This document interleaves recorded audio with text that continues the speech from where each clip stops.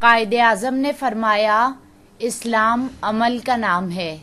ہم میں عمل کی طاقت پیدا کرنے کے لیے اللہ تعالیٰ نے رمضان المبارک کے ذریعے ہمیں ضبط نفس کی تعلیم دی۔ اگر ہم قرآن سے فکری اور روحانی رہنمائی حاصل کریں تو ہم دنیا اور آخرت کے حوالے سے خود کو کامیاب بنا سکتے ہیں۔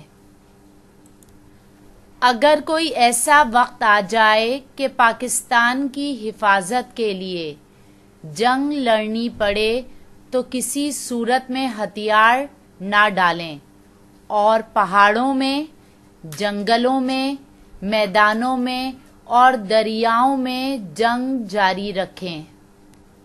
موت سے ہرگز نہ ڈرو۔ ہمارا مذہب ہمیں سکھاتا ہے کہ ہم ہمیشہ موت کے لیے تیار رہیں۔ اپنا قرض ادا کرو اور خدا پر یقین رکھو۔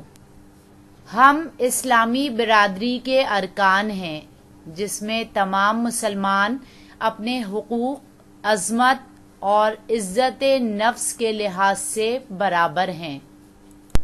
کردار کا مطلب ہے عزت نفس، خودداری، ارادے کی پختگی اور دیانتداری۔ ان تمام خصوصیات کا ہونا ہی بلندی کردار ہے۔